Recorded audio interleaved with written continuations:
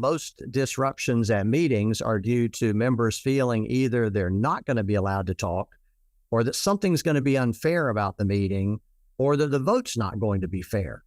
And so if there is a tone of everybody's going to get to talk and we're going to have a vote, it's really just amazing how well the process can work. Will there be unhappy people with the vote? Absolutely, there will be unhappy people with the vote, but they tend to be much less unhappy when the decision is made by the body through a vote versus they feel like the presiding officer has been unfair to them. Common Sense for Common Areas exists to help all 2 million HOA board members nationwide have the right information at the right time to make the right decisions for their future. If you're a board member, that's you. Stay with us weekly for actionable insights that minimize stress, avoid catastrophes, and protect your property values. This episode is sponsored by 3 businesses that care about volunteer board members: Association Reserves, Community Financials, and Kevin Davis Insurance Services. You'll find links to their websites and social media in the show notes. Welcome back to Common Sense for Common Areas. I'm Robert Nordlund, and I'm here today with a special guest to discuss parliamentary procedure, Robert's Rules of Order. In other words, today's episode is about the procedures for allowing groups of people to meet fairly and make decisions in an organized manner. This is episode 7, but before I make the introduction, I want to encourage everyone to check out episode 6, which was a great discussion with Kevin Davis on the topic, what's going on with insurance? Kevin outlined the current challenges facing the insurance industry, but he left us, well, me especially, very optimistic that insurance costs will soon stabilize. Today, I'd like to introduce you to Jim Slaughter, a prominent community association attorney I've known and worked with for many years, but only recently learned he's a national expert in parliamentary procedure. And that's one of the fundamental building blocks of community association life. And bottom line, proper application of procedures can turn long, confrontational meetings into shorter, painless ones. So Jim Slaughter is president of law firm Carolinas, which practices throughout North and South Carolina.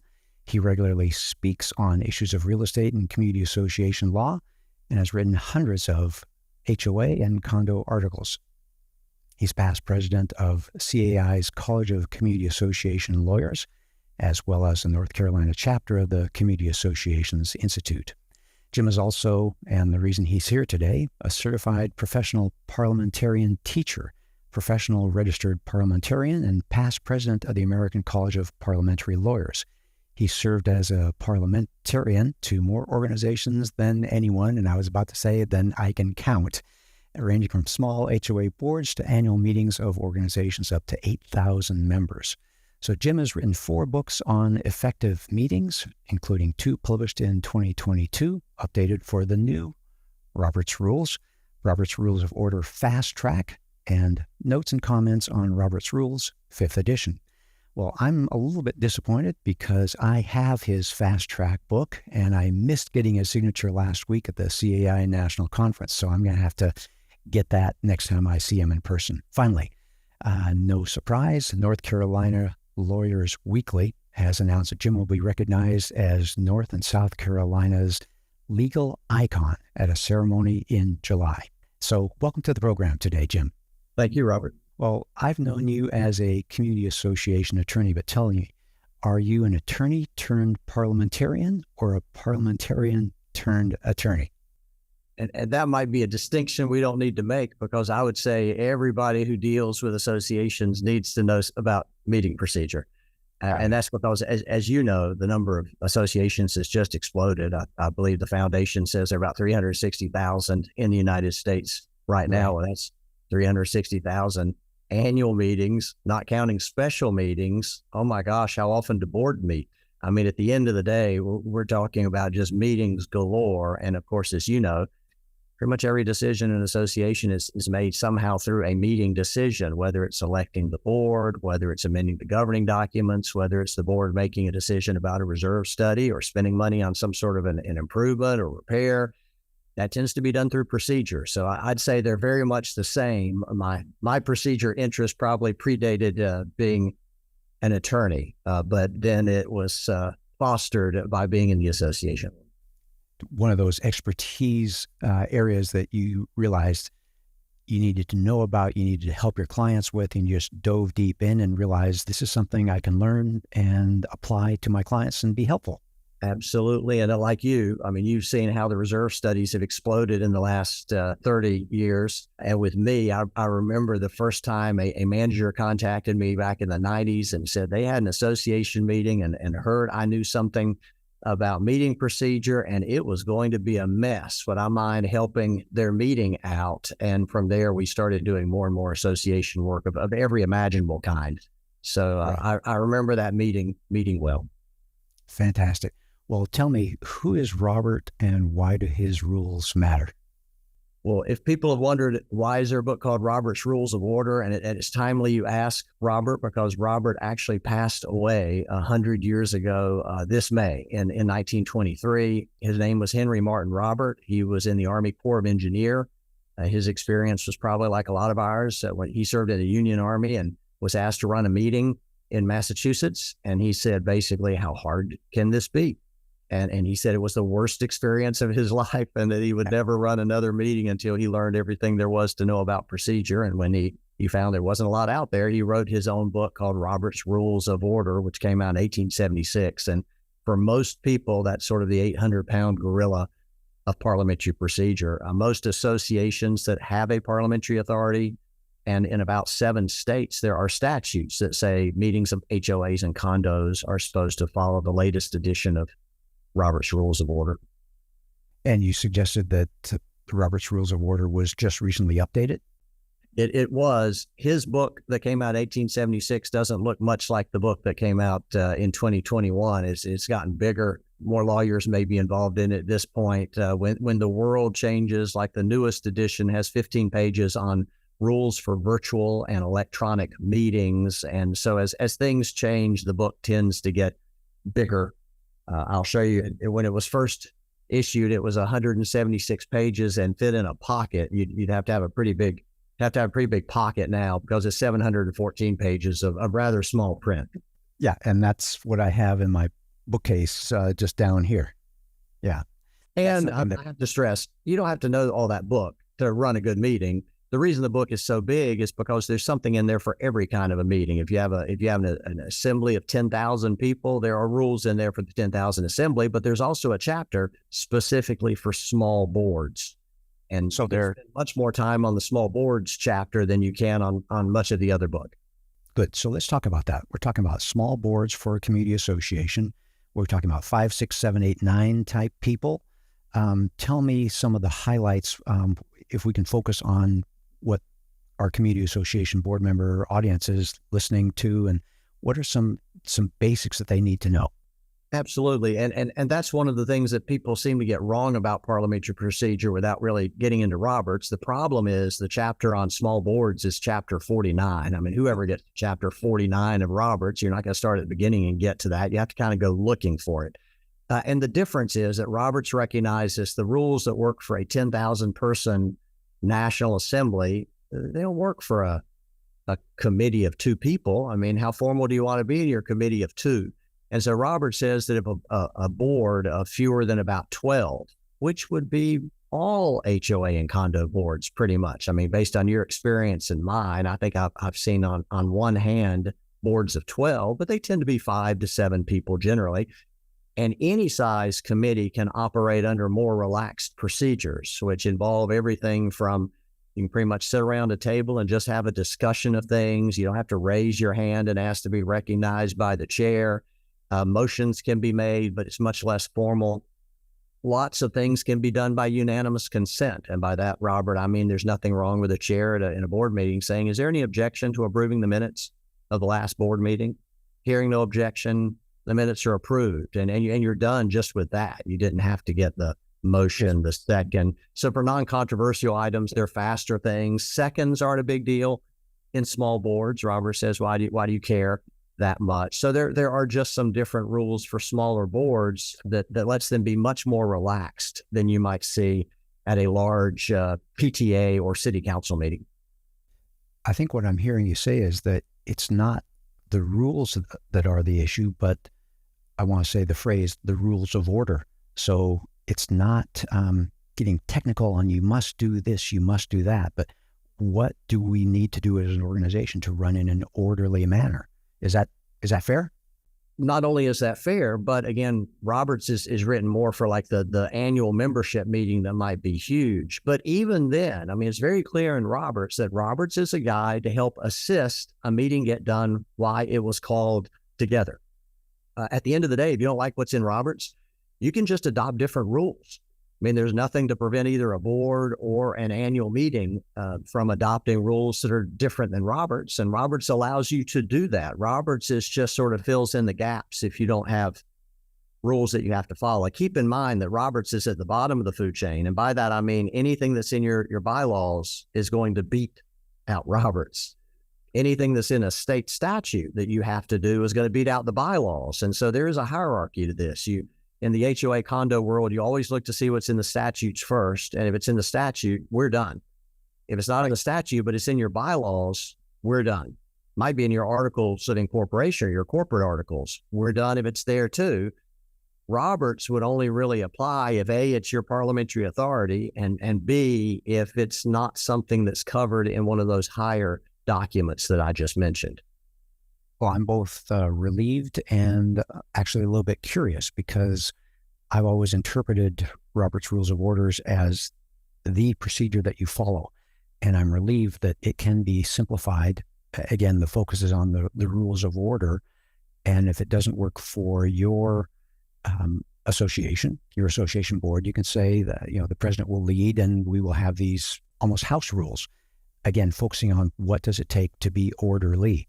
But then the curiosity is, you reminded me that all associations, the boards, function under authority, and the authority is their governing documents, state laws, and so they need to be respectful of that and run in an orderly, organized method, because they are indeed a corporation. And so there's, I almost want to say, a practical requirement that you have an orderly manner in which you run the corporation of the association. Absolutely. And keep in mind, parliamentary procedure is a whole lot more than just Roberts. That's because parliamentary procedure is anything that goes into calling and running an effective meeting. So there may be a state statute that says to call a membership meeting, this is the process you have to follow. You better do it. And before you call the meeting to order, there need to be this many people at the meeting, which is called quorum. Well, you better have that. And as you know, some statutes say that for certain things, you have to have a 2/3 vote, or you have to have an 80% vote, or you have to have this type of a vote. Well, if a statute says do that, do it. All of those, of course, are beyond Roberts. Roberts is again, more geared towards what happens at the meeting. And in terms of changing the rules, Robert, I'll give an example. Robert says if you don't have a rule to the contrary, that any person at one time can talk for 10 minutes. 10 minutes is a long time. That's a long ramble. On a virtual meeting. So it's not that uncommon in some meetings to see a rule that says instead of 10, it might be 5 or it might be 3. And Roberts allows anyone, once they've spoken, they're not supposed to speak again on that particular issue until anyone has had a chance to speak a first time, but then they can speak a second time. And so again, you could have different rules than that, but Roberts is pretty good at this idea of, we're going to have a meeting, we're going to talk about stuff, and at the end of the day, we're going to vote on stuff, and whoever has the most votes is probably going to win that fight. But there ought to be an open discussion, and then there's going to be a vote. I'm rapidly trying to jot down notes here because I want to follow up on a couple of things. When I think of almost house rules, it might be that in order to speak at the meeting, you need to pick up a card and write your name on it and the topic, and you have 3 minutes. So it might be a house rule that you need to basically almost sign in to have time at the open forum. There might be a governing document or an association rule or a state rule, law, that you have to call the meeting X many days in advance, and it has to be notified in a certain manner. So yeah, there's all these different elements speaking into how to run in an orderly and, I would say, fair manner. You want to get the membership fairly noticed that there is a meeting. You don't want to be too informal, just post it on the bulletin board at the garage entrance if you still have a bulletin board.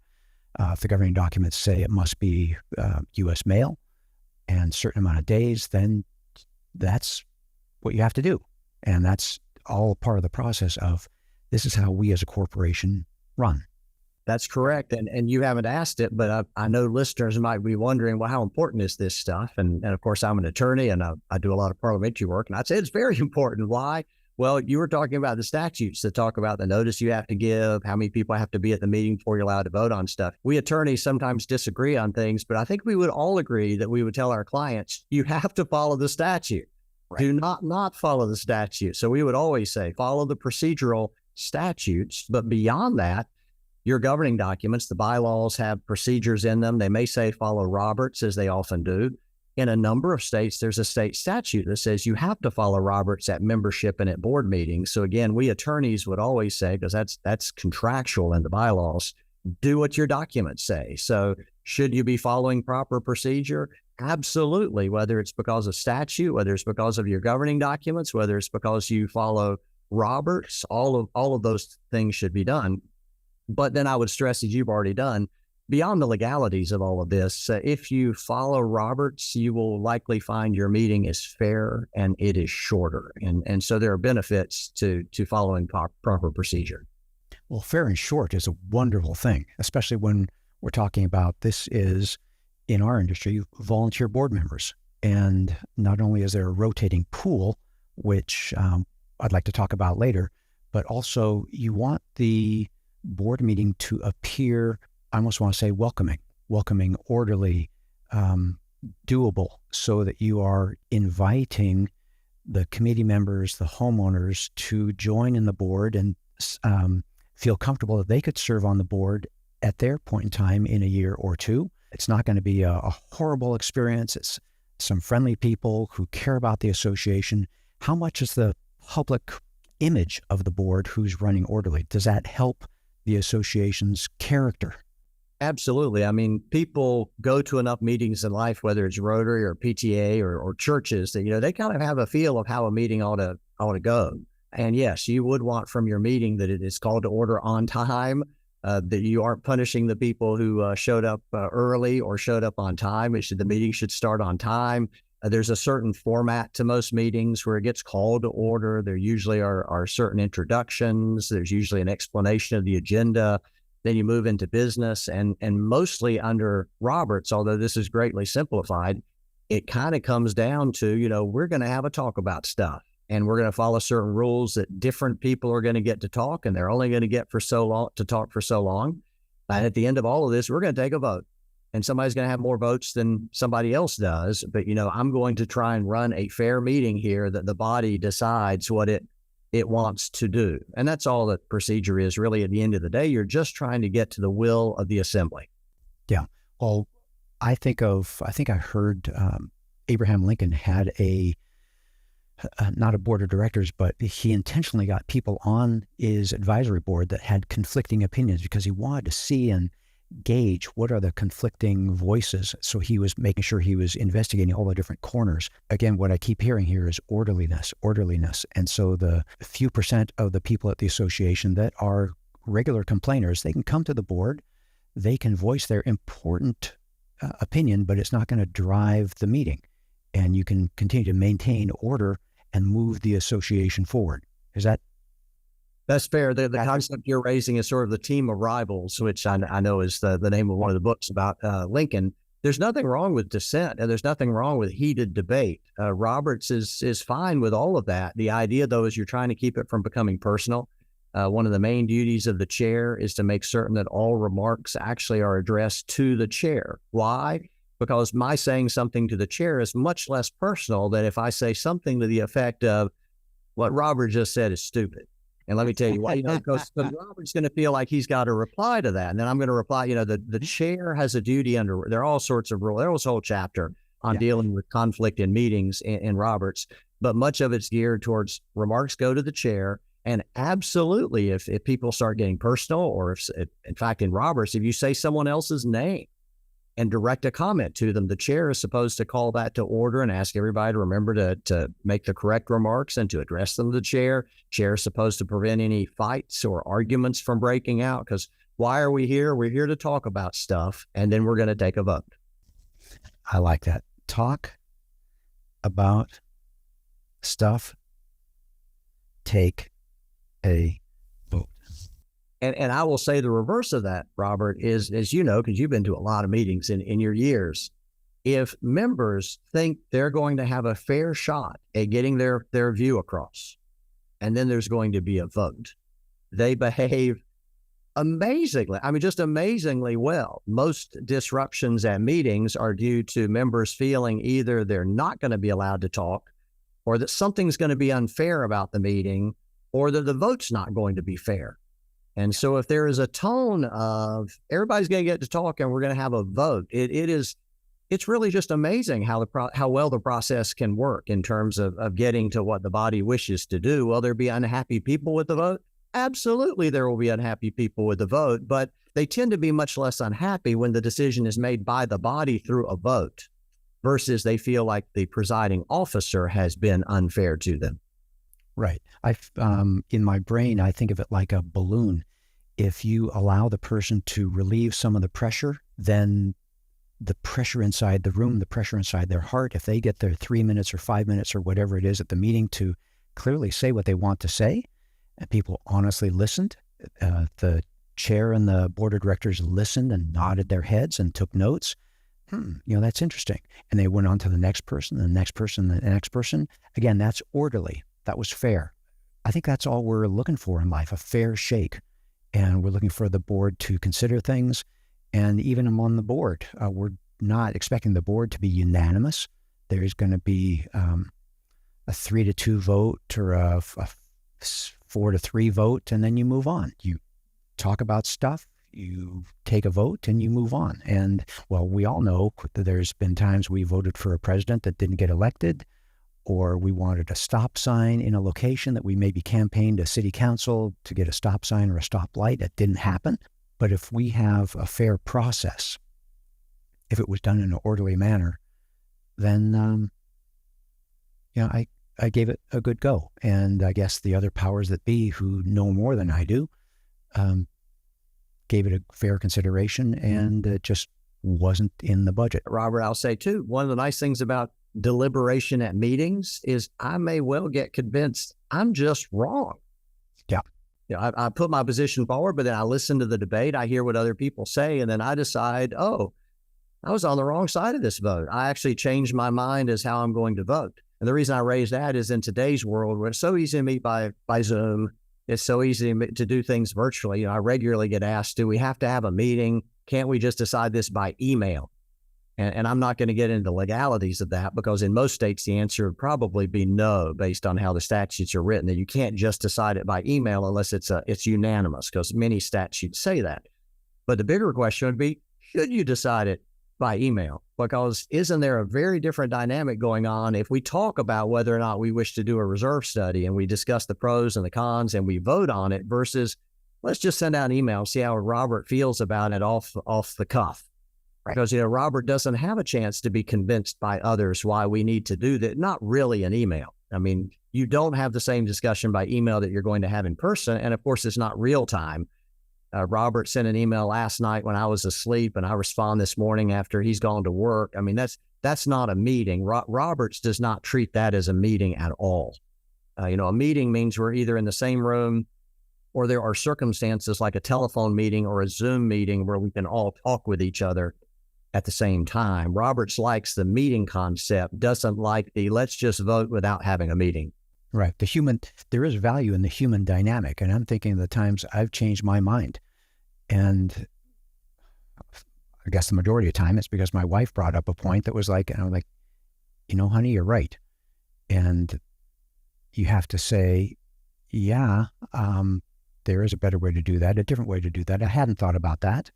And when you do that in an open meeting where you're listening to these rival voices, different opinions. The reason we don't do this on Tuesdays is this. The reason we have the landscaper come on Friday mornings is this. All of a sudden you say, I wasn't aware of that. And in that open meeting, you have the opportunity to have everyone understand we are an organization here. This is our association. It's not mine, the chair, the board. It's our association, and this is how we are going to move forward, literally running the business of the association, because we need to decide the landscaper, the janitorial service, the insurance company, make some tough decisions on insurance this year, the budget, because that's going to affect us all, how much we pay. So much of this needs to be done with a we, and we keep coming back to the order and the running the business of the association. Jim, I want to follow Since you raised it, Robert, I'm sorry to interrupt, but I think I better say, in case anybody's confused listening to this, one of the distinctions too with a board or a committee and a membership meeting is the time constraints and the number of times that you can speak are not limited in the same way. And the reason why is what you just mentioned. A board is expected to deliberate things and to talk at length about whether things need to be repaired. Does a reserve study need to be done? And so again, those informal rules also allow a board not to be as strict as a membership meeting about how long you can talk or how many times you can talk. There's a couple directions I want to go as I'm looking at the clock. I want to talk about the preparing. At a community association, we have a rotating pool of board members. It may not be a professional association where you have longstanding board of directors, but at an association, board members serve 1 or 2 or 3 year terms. You have a rotating pool. So how much is the culture of the association involved in how they run board meetings? Does that get communicated effectively, or should there be a parliamentarian training or a brush-up course that most associations need? Robert, I'm not sure training would be needed because you don't need to know a whole lot to run a good HOA condo meeting. You don't need to know 714 pages of Roberts. You basically just need to know a couple of motions you're likely to see, like how do you handle a main motion? Motion gets made, gets seconded. The chair says what the motion is. You discuss it, and then the chair puts it to a vote. I mean, there's 6 steps for handling a motion. The chair knows how to do that, and they know a little bit about the other motions you're likely to see at an association meeting, which are likely going to be how do you amend something? Amend is just how you change a motion. You want to refer it to some other group to study, like the board. Refer might come up. Other than that, you're likely to see closing debate, recessing, and adjourning, and that's it. There are 84 motions in Roberts. There are about 5 that you're going to see at a typical board meeting. And so you don't have to know everything. You ought to know just enough to be able to run a good meeting. Unfortunately, what tends to happen is a lot of people just come in and do it exactly like the last person did it. And they may have just done it completely wrong. They may have just been mistaken as to how things are done. So even if somebody doesn't want to get Roberts, which they should probably have a copy of, if that's their parliamentary authority. I know you're going to talk later. I have lots of resources on my website that are free that talk about how do you make a motion, how do you handle a motion, how do you process a motion. I mean, there's a lot of information out there that's much less complicated than all of Roberts and would get them into this. Well, that's where I was going. I want to talk about your fast track book. That's $12 or $13, and this is in there, and that's, I would say, money well spent. Easy. Well, thank you. I appreciate it. Yeah. The fast track guy is officially called Robert's Rules of Order Fast Track. It was specifically written for HOA condo boards, particularly, and that's because it's designed on the more informal procedure. It's just the what do you need to know to run a meeting in a day or two. It is not going to teach you 84 different motions in Roberts. It's only got about 12 in it total. And there's a whole chapter on minutes, which may not sound very exciting to your listeners, but you need to have good minutes. Minutes is another place that people tend to make the mistake. They seem to think that you put in minutes what people said, and minutes are not a record of what was said. Minutes are a record of what was done. You never need to write down what people said. Minutes tend to be pretty short, and there are sets of sample minutes and what should be in minutes, what should not be in minutes. So the fast track guide is very much geared towards informal board meetings or not very complicated membership meetings. And in the other book that I've written, Notes and Comments on Robert's Rules, 5th edition, it's a little more geared towards, okay, this kind of flips my switch. I'd like to learn a little bit more about procedure. And so it talks about some of the different motions in Roberts, and it's in a Q&A format. So whatever questions I tend to get a lot about meetings, I've tried to put in Notes and Comments on Robert's Rules. Got it. And again, I keep coming back to you talking about, we're going to talk about stuff openly in the meeting. We're going to do it in an orderly manner. We're going to make a decision and move on, because we have the business of the corporation here, the business of the association to take care of. And we all have lives. We want to get back to them. And we love the association. We care about the association. We have concern. It takes a little bit of courage to move forward, but as we communicate these things, that's how we're going to run an association successfully. And understanding the nuances between, as you suggested a moment ago, a phone call or an email and a meeting. Those are different things. But as I talk about different things, what are some of the ways the world has changed when we went to online meetings a couple of years ago? Well, online meetings are fabulous in their way. And what I mean by that, of course, is you and I wouldn't probably be having this talk if it were not for the Zoom concept of Right. us being able to instantly connect. And now you're going to share this with a lot of people who otherwise would not see it based on where you live. And I regularly hear from owners who have run for the board or serve on the board that if it were not for the possibility of some virtual meetings, they would not be on the board, because they either have work commitments or they have family commitments that would not let them show up on a Thursday night at 7:00 to do this, but they can do it. So that aspect is wonderful. And it works best, I would say, in the board meeting setting where you have like 5 people, because of course you can have a telephone conversation with 5 people. You can have a Zoom conference with 5 people. You can do it in person. You can do it virtually. On the other hand, as you know, because you've experienced it, if you try to have a membership meeting by Zoom, the dynamics are a little bit different. When you get into the 100 people, the 500 people, there are associations with tens of thousands of homeowners. Right. And imagine that on a Zoom conference. I mean, they're not all going to be on the screen at the same time. It sort of has the feel of we're just listening, we're not doing, because frequently people are muted during the meeting. Frequently there are restrictions on what they can do. As you know, the tone in a membership meeting on Zoom it's just different, because you've been through big membership meetings on Zoom of different kinds before. Right. People aren't paying as much attention. They're doing other stuff. They may be typing instead of listening. They may be watching something on their phone. There's a distraction element. And interestingly, we see lots of things in virtual meetings get voted down that in person would have probably been voted up. And it's just, as you know, people are a bit ornery these days. They just, there's a negativity, and the Zoom sometimes does not help that aspect of it. I won't get into it now, but of course, many states, instead of the Zoom meeting, allow electronic voting, which is that's a different thing. That's not the Zoom meeting. That's, you have the meeting in person or by Zoom, but then there's a process by which people can vote through an electronic platform. So that also is out there. And one of the benefits of it, of course, it allows people to vote who otherwise would not have been able to attend the meeting. Because the old concept for community association meetings, as you know, is the town hall concept.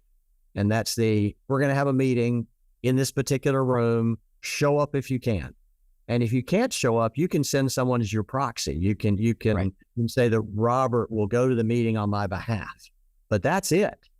And so now with technology, and it's only going to get better, of course, we can have everybody wherever they are involved in that meeting. Or it might be we have the meeting in person or we have it by Zoom, but then we will send either a mail ballot or a written electronic ballot, if allowed by statute, to every member of the association. And they're then allowed to vote on the issue themselves, even though they were not at the meeting. So all good and all bad at the same time as we get used to the new technology and how it works. You've been at Zoom meetings where people could not unmute, or the technology broke up, or people couldn't participate or hear. And so there are still some growing pain issues, but we will work through those. Yes. Well, it's a fascinating human dynamic, because we are still people. We're still the same people that Robert saw at that first meeting when he said, hey, there's got to be a better way. And the human dynamic of being together in an orderly framework sounds like that's exactly what those Roberts rules are. And I am comforted by the scalability. I'm comforted by the simplicity. And I'm just glad we had this conversation. So, Jim, it's been great having you on the show today to share all these kind of meeting procedure fundamentals. And what I do hope is that the next month of meetings all across the country run smoother because the concepts we've talked about today. So please tell our audience the best way they can get in touch with you. Well, there are 2 different sites I'd suggest, Robert. One is our pure law firm site. Our name is Law Firm Carolinas, and the website is www.lawfirmcarolinas.com. And there are about 550 legal articles on our site dealing with HOAs and condos that might be of interest. We've kept a separate parliamentary site that's really focused on meetings, although there's a bit of overlap, and that's just my name. It's www.jimslaughter.com, and there you will find hundreds of articles on meetings and handouts and charts and links and information like that. And Jim, you say it quickly because you've said it all your life. It's Jim Slaughter, SLAUGHTER.com. That is correct.